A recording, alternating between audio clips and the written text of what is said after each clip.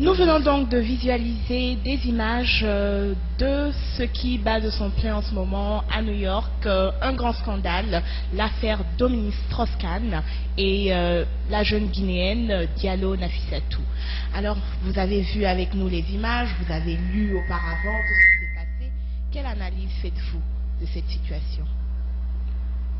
Ma sœur, je suis foudroyée en tant qu'Africaine, humiliée en tant que Guinéenne. Je suis responsable de mes propos.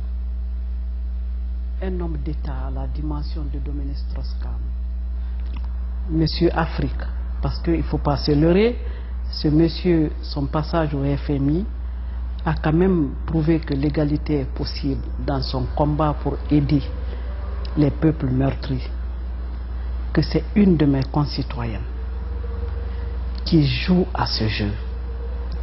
Franchement, je n'y crois à rien.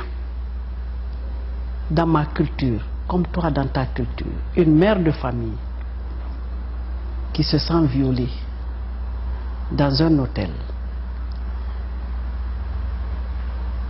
sans témoin, et selon tout ce qui se dit, parce qu'il faut beaucoup faire attention, que c'est après des heures qu'elle ait déclaré qu'elle a été violée, sans témoin, un grand hôtel comme ça, qui n'a ni caméra. Moi, je suis confuse, mais je suis humiliée que c'est une femme africaine aujourd'hui qui adopte une culture américaine pour sortir publiquement qu'elle est violée, même si ce n'est pas Dominique Strauss-Kahn, une mère de famille. Ça m'étonne. Mais je l'ai dit dans ma chair que je compatis à l'humiliation de Mme Anne Sinclair. C'est elle qui m'intéresse beaucoup dans cette affaire-là. C'est pour elle que je suis très très malheureuse. Mais je suis désolée aussi que chaque fois que le nom de mon pays, depuis que je suis dans ce pays, chaque fois qu'on entend parler de la Guinée, c'est l'humiliation et la tristesse. Vous savez qu'il y a eu tellement de successions d'histoires qui n'ont rapporté rien à la Guinée que l'humiliation et la tristesse et la désolation. Mais celle-là, c'est une dernière. Je ne comprends pas, ma sœur, je ne comprends pas. Mais je ne serai pas à sa place pour détruire un homme qui s'est battu jusqu'à ce niveau-là. Je ne serai pas à sa place, je ne le souhaite pas. Pour le moment, je n'y crois à rien. Mais comme la justice est souveraine aux États-Unis, nous verrons la suite. Mais ça m'étonnerait. C'est ça ma position. Nous avons vu des images et les médias n'ont pas manqué de décrire. Tout est vraiment très. Il y a beaucoup de confusion dans les propos, mais je demanderai votre avis, bien sûr. Pensez-vous que Nafissatou Diallo serait-ce une victime ou aurait-elle joué, je dirais, un rôle dans cette histoire? Ou serait peut-être la manipulation encore des hommes politiques? Oui, moi je pense que Nafissatou n'a pas ce standing de vie. Elle n'a pas cette dimension d'une femme que les politiciens peuvent utiliser. Mais je crois qu'elle est manipulée par son propre entourage. Quelque chose, je vais t'expliquer exactement le scénario que moi j'y crois, que je pense. Parce que je me suis en train de me poser la question, est-ce que les travailleurs de l'hôtel savaient que cet homme venait à l'hôtel? Ils le savaient parce que dans tout grand hôtel ici aux États-Unis d'Amérique, quand il y a des hommes, je dirais des hommes célèbres ou des hommes politiques qui sont là, le personnel est avisé. Donc ce sont des choses qui ne sont pas ignorées par les employés. Bon, si c'est ce cas que je ne savais pas, je vous remercie quand même de m'avoir donné cette information. Cette dame, elle fréquente un milieu qui n'est pas sain. Vous avez vu l'attitude de cet homme qui se réclamait être son frère. Vous le savez bien. Et le lendemain, qui change, qui dit que c'est une amie. Est-ce pas un copain? Parce que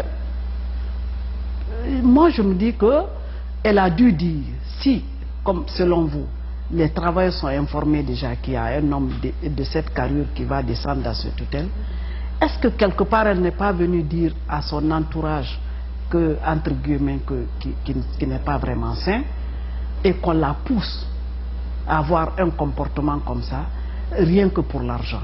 Parce que moi, je pense que toute cette affaire tourne autour de l'argent. Et ce monsieur, franchement, qui se dit hier son frère et qui se rétracte ce matin que c'est son ami, je crois qu'il est un poste clé dans cette histoire-là. Je pense qu'il est celui-là qui a dû manipuler cette fille-là. C'est mon opinion. Mais bon, avec le temps, nous verrons bien. Parce que dans ma culture, c'est pas aisé de voir une femme, surtout elle est peule.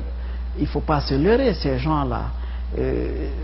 La femme peule n'est pas prête à faire des trucs comme ça délibérément. Mais puisque cette justice a les moyens d'investiguer mieux que toi et moi, vous ne seriez pas surprise de savoir qu'il y a une manipulation à travers le milieu même qu'elle fréquente. Parce que j'ai lu beaucoup de choses sur ce Blackie-là, qui se dit son frère, et ce matin qui dit que c'est son ami. Il semblerait que c'est quelqu'un qui est habitué à la manipulation. Elle a été manipulée, peut-être elle a fait le jeu des politiciens dans sa manipulation, qui ne cherchait qu'à dire quelque part, va faire ce jeu, ou bien, ah c'est très bien, c'est une bonne affaire. Qu'elle dise par exemple, c'est moi qui s'occupe de sa chambre. Qu'on lui fasse croire que c'est possible qu'elle s'enrichisse avec eux, bien sûr. C'est mon opinion. C'est une manipulation. Mais je pense qu'elle ne savait pas que ça allait avoir une telle envergure, qu'elle avait affaire à un homme, l'un des plus célèbres de la planète. Je doute de cela. Mais elle a été manipulée. J'y crois aussi à la manipulation. Parce qu'il y a eu trop de versions contradictoires. Ma soeur, après mon ami, est-ce que ce n'est pas un petit copain? Et si c'est un petit copain, la suite nous verrons. Nous sommes encore dans le flou, il y a beaucoup de confusion dans toute cette histoire, mais la communauté, vous qui êtes au sein de la communauté guinéenne, quelle est donc la position aujourd'hui de cette communauté-là par rapport à ce problème? Est-ce que vous pouvez déjà vous prononcer là-dessus? Oui, personnellement, je ne me suis pas mêlée en tant qu'activiste guinéenne reconnue dans ce pays et en tant que femme touchée parallèlement, parce que c'est une femme qui est...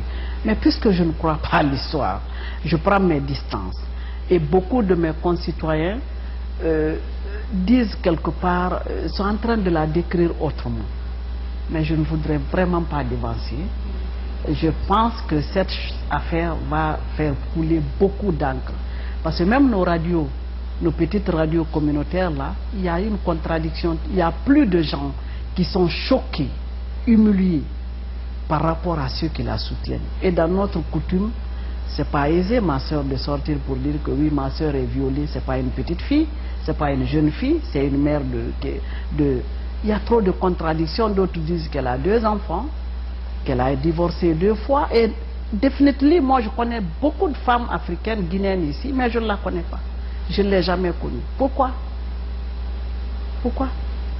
Parce que c'est une communauté très organisée. La communauté du Fouta est bien organisée dans ce pays. Et la communauté guinéenne aussi. Mais personne ne la connaît. Même le président de la communauté ne la connaît pas. C'est bizarre quand même. Moi, ma soeur, je suis profondément touchée et malheureuse pour la famille de Dominique Strauss-Kahn. Surtout sa femme. Je suis profondément touchée. Parce que ce qui se passe, tu ne peux pas expliquer. Mais je n'y crois pas. Je n'y crois pas. La justice n'a qu'à faire son travail.